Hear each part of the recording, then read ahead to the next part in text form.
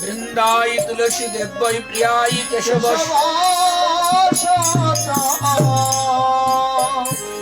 কৃষ্ণ ভক্তি পদে সত্য ভক্তি নমো নমঃ। জয় রূপ সনাতন ভট্ট রঘুনাথ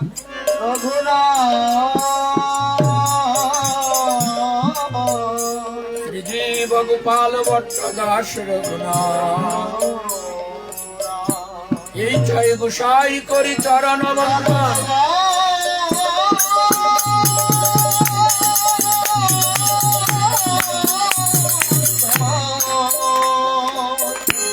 যাহা হইতে বিঘ্ন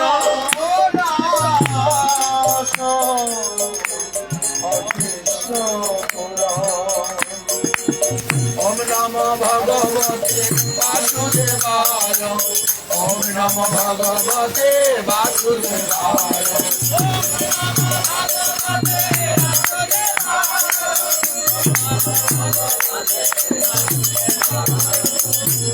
এই জয় গোসাই করি চরণ বন্ধন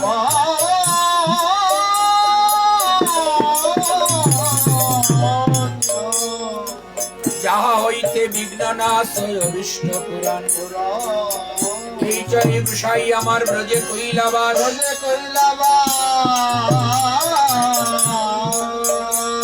হরে রাধা কৃষ্ণের নিত্য লীলা যাহাতে প্রকাশ। মনের আনন্দে সবে মিলে একবার বলো হরি হরি।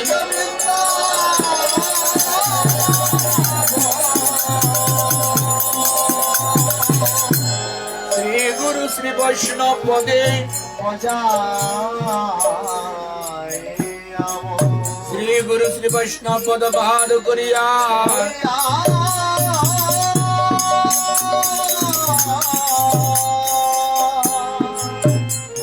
নাম সংকীর্তন সঙ্গ মাগে ঠাকুর।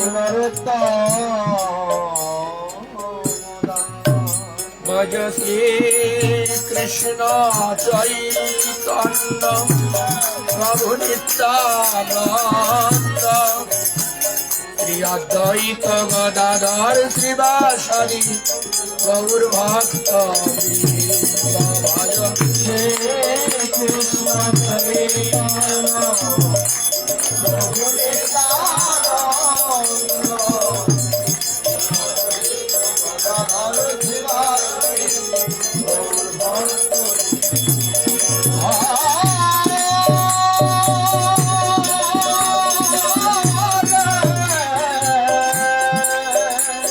হরি বল হরি বল।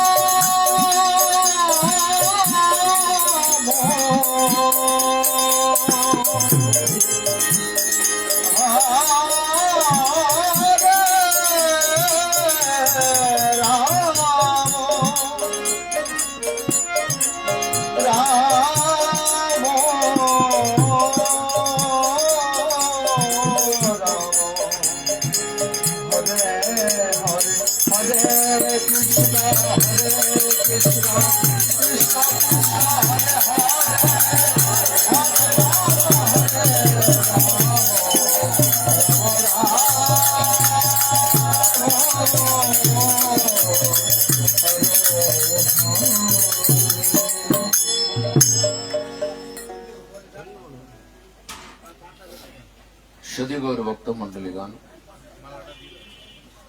ভগবানের অশেষ করুণায় পতিত পাবন শ্রীমন মহাপ্রভু জগৎগুরু নিত্যায় চাঁদের অতি অনুকম্পায় অধ্যকার গৃহাঙ্গনে গৃহস্বামী গোবিন্দ কিঙ্কর দাস মহাশয়ের পিতা মাতার পারমাত্মিক কল্যাণ তথা পূর্বপুরুষের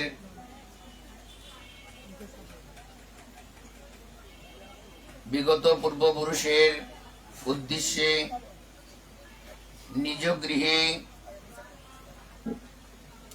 বৈষ্ণব গুরুজন তপজন জপজন ভক্তজনকে নিমন্ত্রণ করে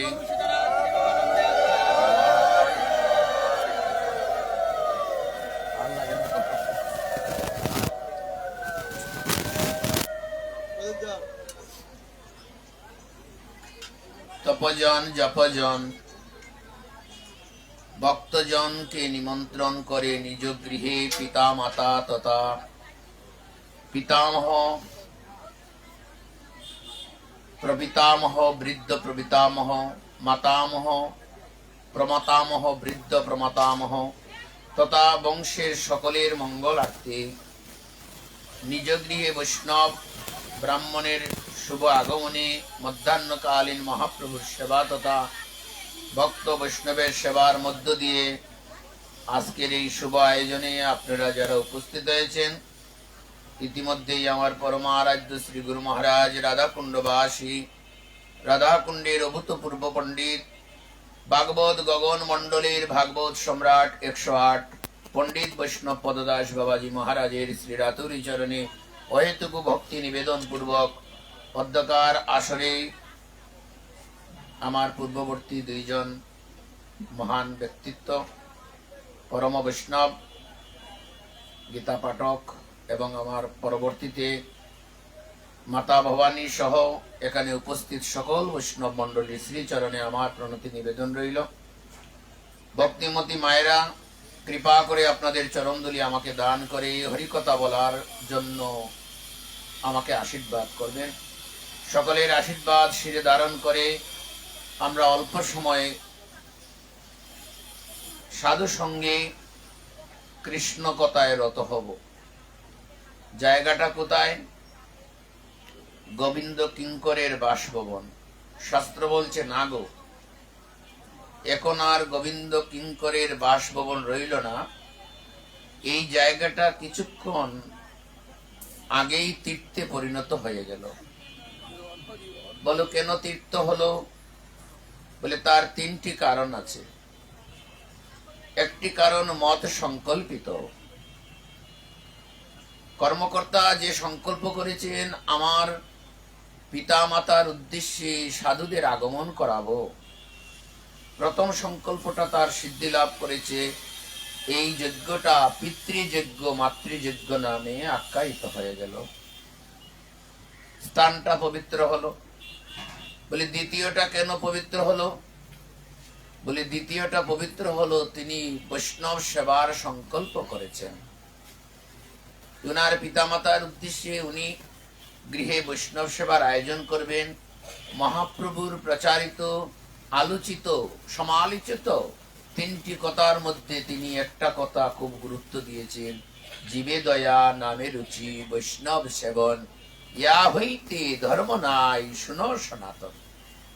তাহলে তিনি যে পদক্ষেপটা গ্রহণ করেছেন বৈষ্ণব সেবা গৃহে হবে, তাহলে দ্বিতীয়টা অতি পূর্ণতা লাভ করলো, মহাপ্রভুর বাক্যটা সফল হয়ে গেল। 3 নম্বরটা কেন পবিত্র হলো? বলে এটা তীর্থে পরিণত হলো।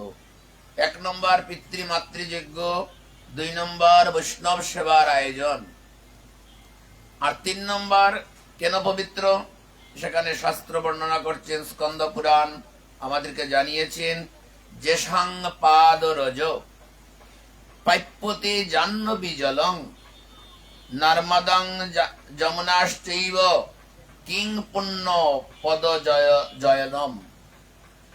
শাস্ত্র বলছেন, যাদের পদধূলি দ্বারা অভিষিক্ত হলে এবং যার সঙ্গ প্রভাবে গঙ্গা যমুনা সরস্বতী নর্মদা এমনকি সিন্ধু নদীতেও তোমার স্নান করতে হবে না, যাদের আগমনে এই জায়গাটা, যাদের পদধূলিতে এই জায়গাটা তীর্থে রূপান্তরিত হলো, আমার মতো কোনো অপদার্থ আর তীর্থে গিয়ে স্নান করতে হবে না, সেখানে স্নান হয়ে যাবে। বলে কোথায়? বৈষ্ণবগণ যে যে জায়গায় পদ চিহ্ন রাখবেন, যে যে জায়গায় বৈষ্ণবগণ আসিয়া পদধূলি দান করবেন, এই পদ রেণুটা গঙ্গা, যমুনা, নর্মদা, সিন্ধু, কাবেরী, গঙ্গা স্নান থেকেও শ্রেষ্ঠত্ব লাভ করলো। বৈষ্ণব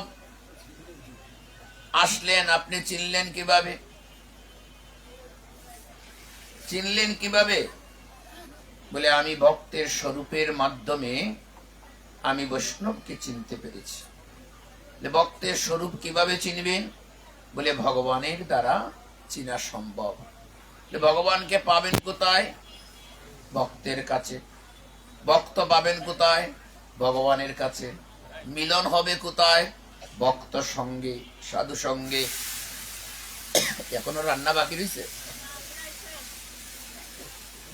এগুলো আগে করে ফেলবেন। শহরের মানুষ শুনলাম আপনারা অতি চালাক, তাড়াতাড়ি করে ফেলেন, ওটা নামিয়ে দেবেন। এখন যে সব বাগার এসে নাকে লাগছে, অর্ধেক ভোজন হয়ে যাচ্ছে। অর্ধেক ভোজন হয়েছে, যে খুব টেস্ট হবে বোঝা যাচ্ছে। হরিবল। রাধুনী বাবা একটু কম আগুন দেও। তো বলছেন ভগবানকে পাবেন কোথায়? ভগবানকে পেতে সময় বেশি লাগে না। দুর্গা, কালী, শিব ইত্যাদি পেতে সময় লাগে, কিন্তু ভগবানকে পেতে সময় লাগে না। লাগেটা কি? মনটা লাগে। আর কি লাগে? ইন্দ্রিয়টা লাগে। আর কি লাগে? দয়া লাগে। আর কি লাগে? ধ্যান লাগে। আর কি লাগে? বিশ্বাস লাগে। আর কি? শ্রদ্ধা। আর লাগে সর্বশেষ প্রেম। এই 8টা পুষ্প দ্বারা যদি তুমি তোমার হৃদয়টাকে পরিষ্কার করে মন রাজাটাকে তুমি ধ্যানে লাগাতে পারো, শ্রদ্ধায় লাগাতে পারো, ভক্তিতে লাগাতে পারো, প্রেমেতে লাগাতে পারো, তাহলে ভগবানকে পেয়ে যাবে তুমি মুহূর্তের ভিতরে। কারণ ভগবান ভক্তের অধীন। ভগবান কোথায় বললেন? বলে ভাগবতে বলেছেন। আজকের এই ভাগবত শাস্ত্রে ভগবান বলছেন কাকে লক্ষ্য করে? মহামুনি দুর্বাসাকে লক্ষ্য করে। অহংকারের পতন না হলে দুর্বাসা, তোমার মতো হাজার হাজার মুনি বারবার আমার কাছে আসলেও আমাকে পাবে না। তোমার যদি অহংকারের পতন না হয়, তাহলে তোমার দ্বারা আমাকে লাভ করা সম্ভব নয়। তো ভগবান কি করতে হবে? বলে আমি তো কিছু করার নেই, কারণ আমারও তোমাদের যেমন সৃষ্টিকর্তা আছে, প্রভু আছে, আমারও প্রভু আছে। দুর্বাসা মুনি অত্যন্ত অত্যন্ত একটা চমৎকার শব্দ শুনতে পেলেন ভগবান কৃষ্ণের কাছে। আমারও প্রভু আছে। প্রভু, তোমারও প্রভু আছে? এতদিন তো জানতাম তুমি সৃষ্টিকর্তা, তুমি জগৎ পালক, তুমি সচ্চিদানন্দ বিগ্রহ, তুমি অনাদিরাদি গোবিন্দ। তোমার আগে পৃথিবীতে কেউ ছিল না, তোমার পরেও আর কেউ থাকবে না। কিন্তু আজ আমি তোমার নিকট শুনলাম তোমারও প্রভু আছে। তো তোমার যদি প্রভু থাকে, তাহলে তুমি অনাদি আদি হলে কিভাবে? বলে আমি অনাদি আদি হয়েছি, আমি ভগবান হয়েছি, আমি কৃষ্ণ হয়েছি, আমি রাম হয়েছি, যাই হই না কেন সবকিছু আমি ভক্তের অধীনেই হয়েছি। ভক্তাধীন ভগবান নাম ধরেছি আমি। আমি স্বাধীন নয়, আমিও পরাধীন, আমিও পরাধীন। এতএব এখানের এই বাক্য দ্বারা সবাই অবগত হন। ওদিকে তাকান। এই বাক্য দ্বারা আমাদের সকলকে অবগত করে দেওয়া হয়েছে যে তোমরা যারা নিজেকে স্বাধীন ভাবছো, জগতে তোমরা কেউই স্বাধীন নও। আমি যেখানে স্বাধীন নেই, সেখানে তোমরাও স্বাধীন হতে পারো না। আমি যদি যেহেতু ভক্তাধীন, আমি ভক্তের অধীন, এতএব তোমরাও ভক্তের অধীন। এখানে ভক্ত কি? গুরুত্ব দেওয়া হয়েছে খুব খুব যত্ন সহকারে, শ্রদ্ধা সহকারে, ভক্তি সহকারে। ভক্তের মান রেখেছেন। অহং ভক্ত পরাধীন নে স্বতন্ত্র ইব দ্বিজ সাধু বিহি গ্রন্থ হৃদয় ভক্তি ভক্ত জনপ্রিয়। ভাগবত বলছেন, হে শ্রী ভগবান বললেন, এ দুর্বাসা, আমি সম্পূর্ণরূপে ভক্তের অধীন, আমি স্বাধীন নই। সহজ সরল ভক্তগণ আমার হৃদয় অধিকার করে রয়েছে। ভক্তগণ আমার প্রিয়, আমি ভক্তগণের প্রিয়। আমার ভক্তদের আমি একমাত্র ভরসা। আমি ছাড়া আমার ভক্তের সংসারে আর কেউ নাই। এই সংসারে কেউ নেই, আমার ভক্ত আমি ছাড়া সংসারে আর কেউ নেই। বলে তুমি ছাড়া কেউ নেই বলে তাদের স্ত্রী আছে, পুত্র আছে, পরিবার আছে, পরিজন আছে। যতক্ষণ পর্যন্ত এই মায়া থেকে তারা দূরীভূত না হবে ততক্ষণ পর্যন্ত আমিও তাদের হই না। কিন্তু সর্বশেষ স্ত্রী পুত্র পরিবার ভাই বন্ধু যত আছে সবই সুখের সাথী। বিপদে পড়িলে কেবল আমার গোবিন্দ সারথী। এদিন গোবিন্দ বিনে আপনার আমার আর কেউ নেই। এই স্ত্রী পুত্র পরিবার পরিজন এগুলো হলো মায়া। যেদিন এগুলো মায়া থেকে বিচ্ছিন্ন হয়ে যাবে সেদিন আপনাকেও চিনবে না, সেদিন তারা আপনার কদর করবে না, সেদিন আপনিও তাদের বিবেচনা করবেন না। এতএব মায়া দ্বারা আমরা আবৃত্ত, মায়া দ্বারা সংসারে আবৃত্ত। বলে তারা কি করবে? ভাগবতে আবার দৃষ্টান্ত দিলেন, যে দ্বারা কার পুত্রাস্তান প্রাণায় বিত্তমিমং পর ইতান্তং শরণং গত্তা কতং তাক্তনো মহোৎসয়েত। বলেন, শুনো হে ব্রাহ্মণ, হে ব্রাহ্মণ দেবতা, শুনো, আমার যে ভক্ত স্ত্রী পুত্র গুরুজন প্রাণধন ইহলোকের মায়া এমনকি পরলোককেও ত্যাগ করে কেবল আমারই সঙ্গ করে, আমারই কথা ভাবে, আমি তখন তো তাদেরকে ছেড়ে যেতে পারি না। আমি তখন তাদের অধীনে থেকে তাদের উপর ভালোবাসা বিস্তার করে আমি তাদের সঙ্গ প্রভাব করি। শুনে দুর্বাসা, যে ভক্তগণ সমস্ত মায়া পরিত্যাগ করেছে, এমনকি স্ত্রীর আশা করে নাই, এমনকি পরিবারের আশা করে নাই, এমনকি জীবনে স্ত্রী সঙ্গ করার মন মানসিকতাও তৈরি করে নাই, বলতো এহেন ভক্তকে আমি কি করে পরিত্যাগ করে যাই? কি করে আমি তাদের সঙ্গটা পরিত্যাগ করি? আমার কোনো অবস্থাতেই তো আমি তাদের সঙ্গ পরিত্যাগ করতে পারি না। শোনো, আমি প্রত্যেক যুগে যুগে আমি ভক্তের অধীনেই রয়েছি। আমার ভক্তের কথা যদি ত্রেতা যুগে বলি তাহলে অপেক্ষায় ছিলেন, একমাত্র গুরু ভক্তিতে প্রকট ছিলেন, অপেক্ষায় ছিলেন মাতা সবরী। অপেক্ষা, এই একটা শব্দ, অপেক্ষা করে ভগবানকে লাভ করেছেন। গুরু বাক্যটাকে শিরোধার্য করে ভগবানকে পেয়ে গেলেন, পেয়ে গেলেন, গুরু বাক্যকে শিরোধার্য করে পেয়ে গেলেন। শোনো দুর্বাসা, আমি ভক্তের কথা কি বলবো? আমি একটা পক্ষীর কাছেও ঋণী হয়ে গেলাম, আমি একটা পক্ষীর কাছে পর্যন্ত ঋণী হয়ে গেলাম। আমি এই ঋণ তো শোধ করতে পারবো না। আমি ভগবান, আমি সৃষ্টিকর্তা, এই ব্রহ্মাণ্ড সমস্ত কিছুর মালিক আমি। কিন্তু কিন্তু ভক্ত যে আমাকে মনে প্রাণে ভালোবেসে আমার চরণে আশ্রয় নিয়েছে, তুলসী দলমাত্রেন জলস্য চুলকে নভা বিকৃণ্ণিত সাম্যত্তানাং ভক্তব্য ভক্ত বৎসল। জল তুলসী তারে দে যেই দন, তার ঋণ শোধ করিতে করেন চিন্তন। জল তুলসী দন বিনে সমদন নাই হয়, আত্মা বিক্রি করে করে ঋণের সুদ হয়। বলো, যে ভক্ত আমাকে জল আর তুলসী দ্বারা আমার চরণ বন্দনা করে আমাকে ঋণী করে রেখেছে, যে দুর্বাসা, আমি কি দিয়ে তার ঋণ শোধ করবো? একবার বলো, আমি কি দিলে তার ঋণ শোধ হবে? আমার অট্টালিকা বাড়িঘর, আমি ব্রহ্মলোকে থেকে আরম্ভ করে যে কোনো গ্রহ লোকের রাজাও যদি তাকে বানাই, পাটরানী মহারানীও যদি তাকে তৈরি করে দেই, তবু কি আমি তার ঋণ শোধ করতে পারবো? মাতা শবরী শুধু গুরুদেবের আজ্ঞা পালন করে মাতা শবরী আমাকে লাভ করে নিল। কোনো ভজন সাজন লাগলো না। কারণ ভজন যদি শুদ্ধ হয়ে যায়, সাধন যদি শুদ্ধ হয়ে যায়, তখন তার আর কোনো বিধি মানতে হয় না। কারণ শুদ্ধ ভজনে যা বলবে তাতেই ভগবান রাজি।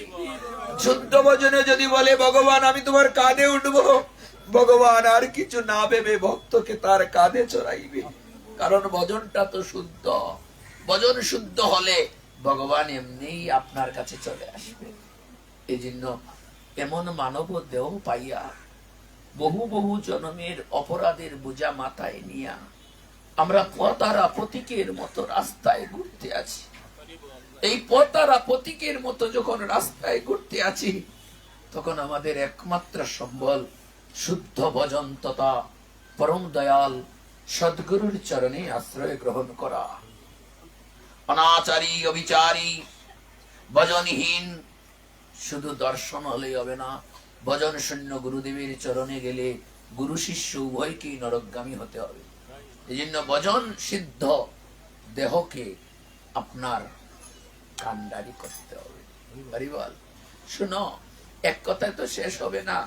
মাতা শবরী শুধু গুরুদেব বলেছেন তুমি অপেক্ষা করো, একদিন তোমার ঘরে রামার তার অনুজ লক্ষণকে সঙ্গে নিয়ে তোমার দর্শন হবে। আর কোনো ভজন করলেন না মা শবরীর, আর কোনো ভজন ছিল না। গুরু বাক্যটাকে চিত্ততে ধারণ করে বসে গেলেন ফুলের ডালা নিয়ে। আর কোনো নয়, রাম তুমি কবে আসবে? আমার গুরুদেব বলছেন তুমি আসবে, এতে আমার বিশ্বাস তুমি আসবে। হ্যাঁ, আমার গুরুদেব এও বলেছেন রামের দর্শন না পাওয়ার পর্যন্ত যেন তোমার মৃত্যু না হয়। এমন কর্ম করেছিল, কি এমন সাধনা করেছিল যে রামের দর্শন না হওয়া পর্যন্ত মৃত্যু হবে না। 1000 বছর সাধনা লাগে, 1000 বছর ধরে শুধু পুষ্প রাস্তায় ছিটিয়েছে, পুষ্প রাস্তায় ছিটিয়েছে, তাতেই হয়ে গেল, কাজ হয়ে গেল। রামা লক্ষণ করে চলে আসে। আমি কি করদা বলবো, ত্রেতা যুগের একটা কথা নয় তো। চন্ডাল কুলে গুহক চন্ডাল জন্ম নিল, তার প্রেমের কাছে, তার ত্যাগের কাছে আমার ত্যাগ কিছুই না।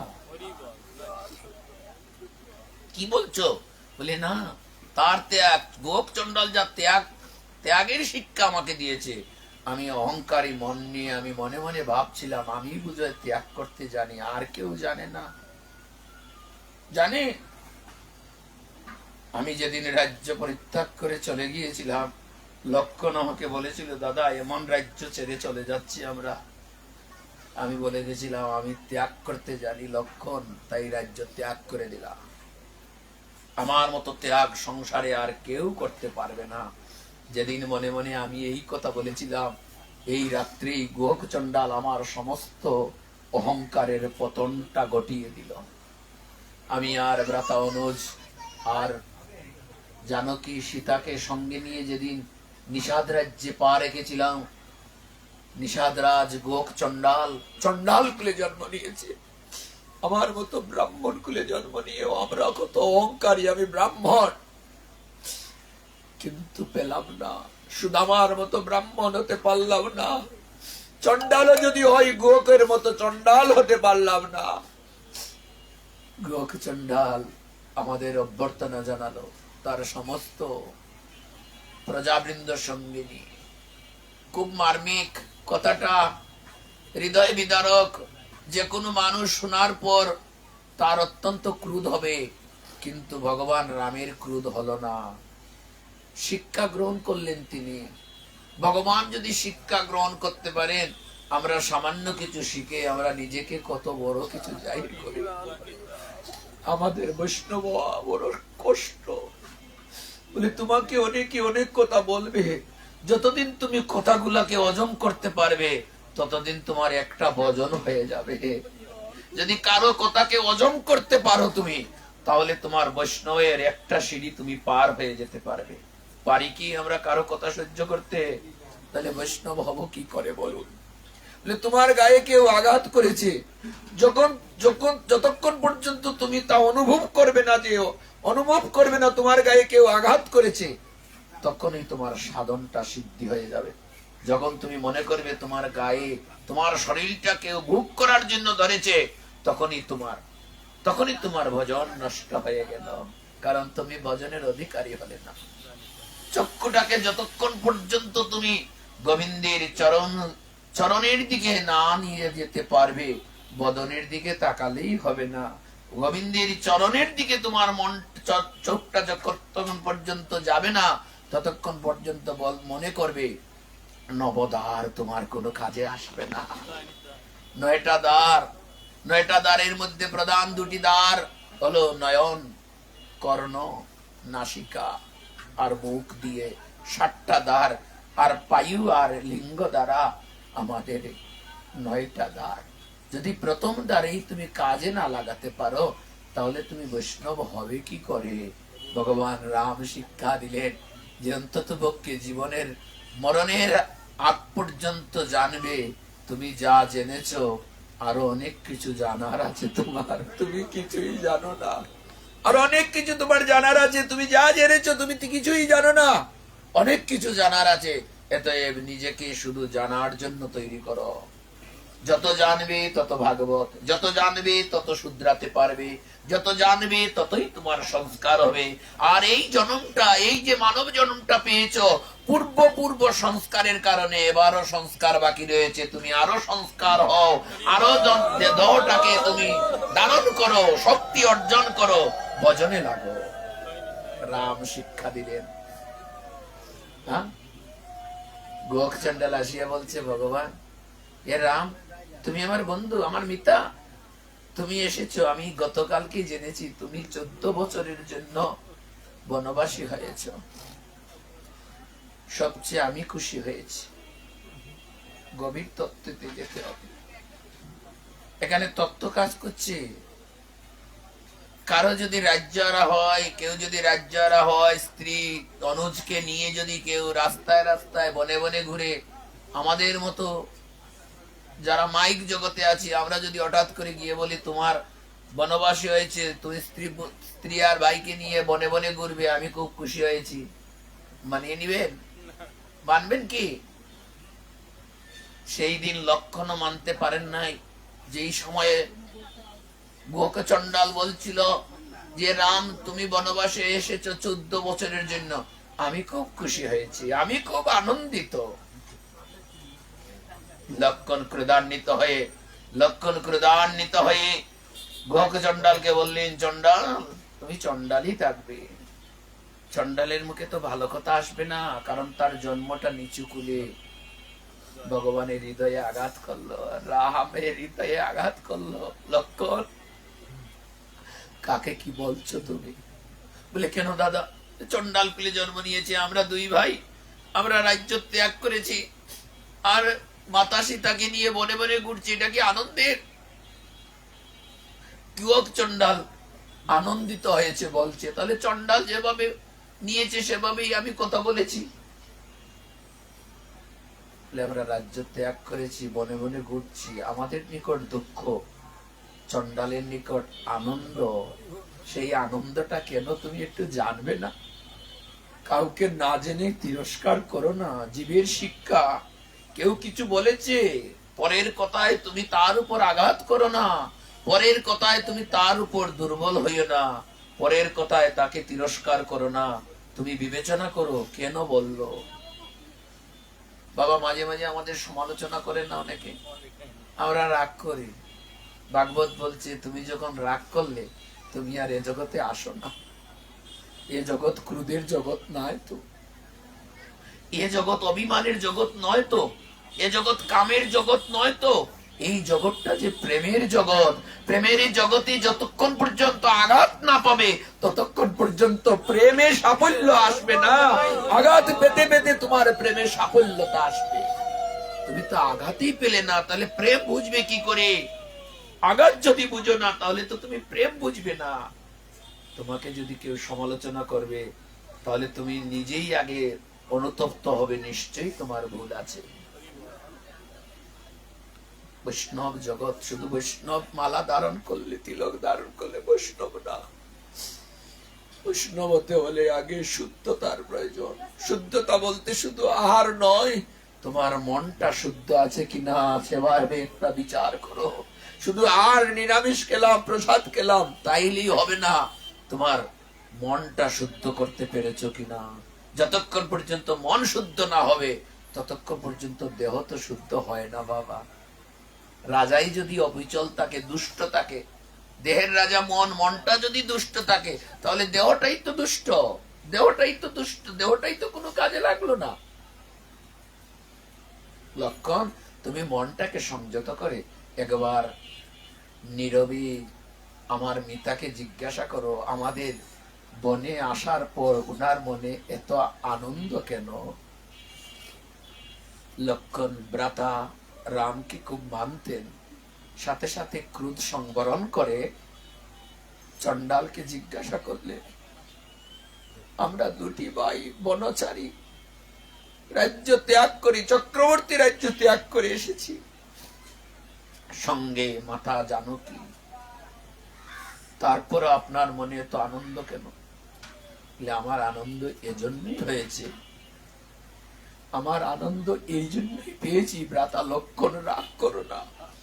আমি গত জন্মে হয়তো কোনো পুণ্য কর্ম করেছিলাম, যদি আমার কোনো পুণ্য না থাকতো তাহলে স্বয়ং ভগবান কি আমার ঘরে আসতেন? চণ্ডালের ঘরে ভগবান কি আসতেন?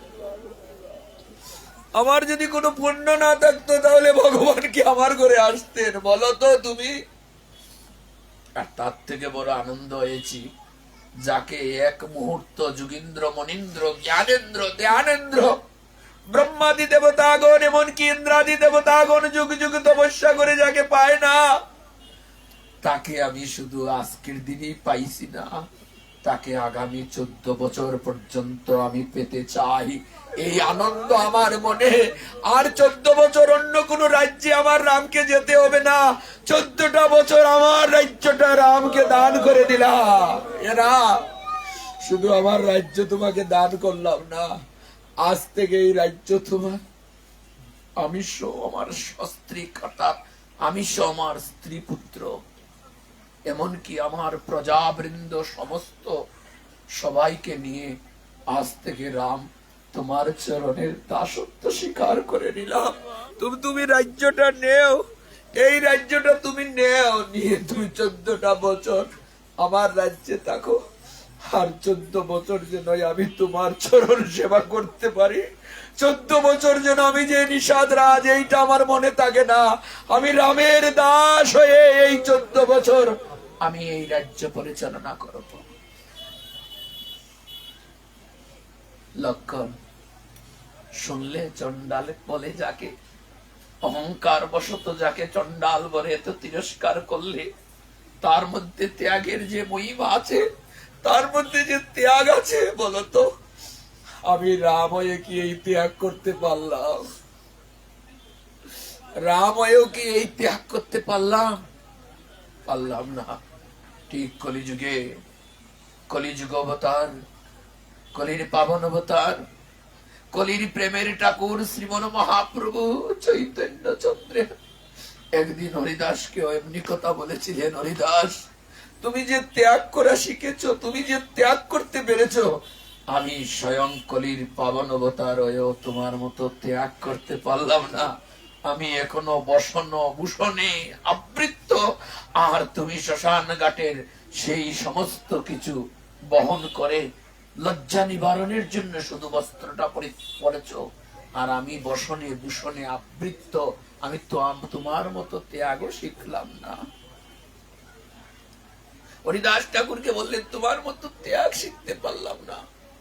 সেই দিন দাপরেতে বিশ্বদেবের কাছেও ভগবান এমনি কথাই বলেছিলেন, বিশ্ব তুমি যদিও অপরাধী, আমি জানি তুমি গত জন্মের অনেক অপরাধ করেছো, কিন্তু এই জন্মে তুমি যে ত্যাগ করেছো, জগৎ সংসারে এমন ত্যাগ আর কেউ করতে পারবে না। বিশ্ব দাদু তুমি আমার তুমি সারা জীবনটা ব্রহ্মচারী হয়ে রয়ে গেলে, তুমি এত বড় যৌবনটাকে আগুনে বিসর্জন দিয়ে দিলে, আগুনটাকে আগুনে বিসর্জন দিলে, আমার দ্বারা সম্ভব হলো না।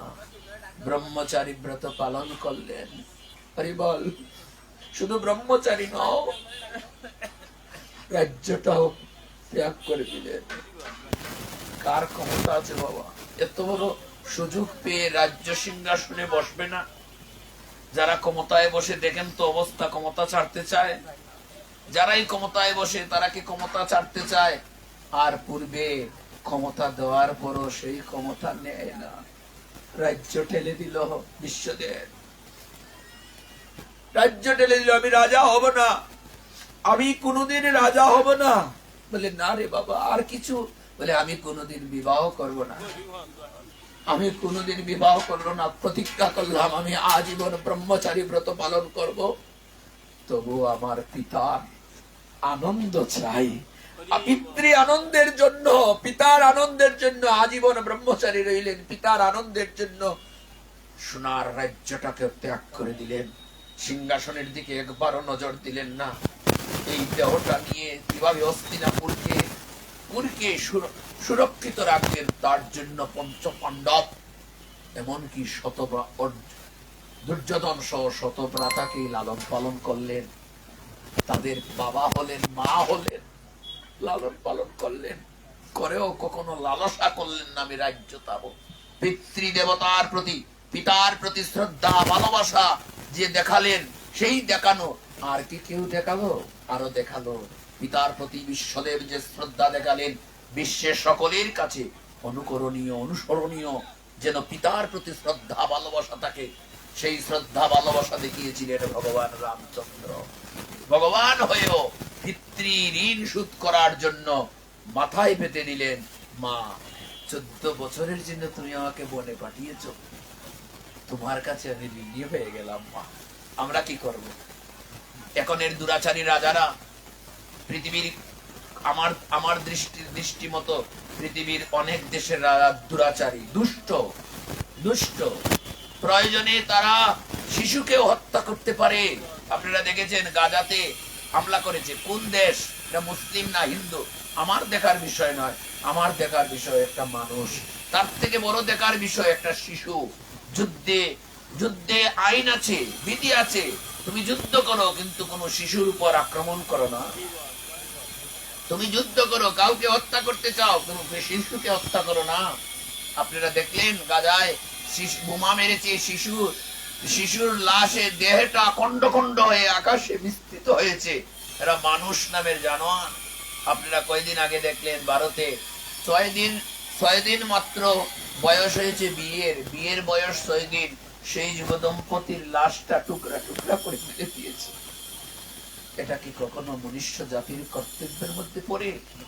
এটা তো জানোয়ারকে হার মানিয়ে দিয়েছে, জানোয়ারকে হার মানিয়েছে এ দেবে এ সমস্ত কর্মকাণ্ড, কিন্তু আমরা অনুকরণ করি না। মা তুমি আমাকে 14 বছরের জন্য বনে পাঠাচ্ছ, আমি তোমার কাছে ঋণী হয়ে গেলাম মা। সবাই অবাক, বলে কি, বলছে কি ঋণী হয়ে গেলে? মা আমি বুঝতে পারছি আমার যে বয়স, এই বয়সে আমার রাজা হওয়ার বয়স নয় মা, আমি রাজা হতে পারি না। তাই তো তুমি আমাকে ভালোভাবে শিক্ষা নেওয়ার জন্য আমাকে বাইরে পাঠিয়ে দিয়েছো। শিক্ষা গ্রহণ করে উপযুক্ত দেহ গঠন করে উপযুক্ত মর্যাদার আসনে যখন বসতে পারবো, তখনই তো আমি রাজ সিংহাসনে বসবো মা। আমি বড় ঋণী হয়ে গেলাম। এই ঋণ শোধ করতে আমি 14 বছর কেন, তুমি যদি বলো আমি সারা জীবন বনে থাকতে, তবু পিতৃ ঋণ শোধ হবে, আমার শিক্ষা হবে। কি চমৎকার দর্শন! আজ রামায়ণ আমরা মানি না, তাহলে ঘরে কি আর শান্তি থাকে? রামায়ণ মানি না,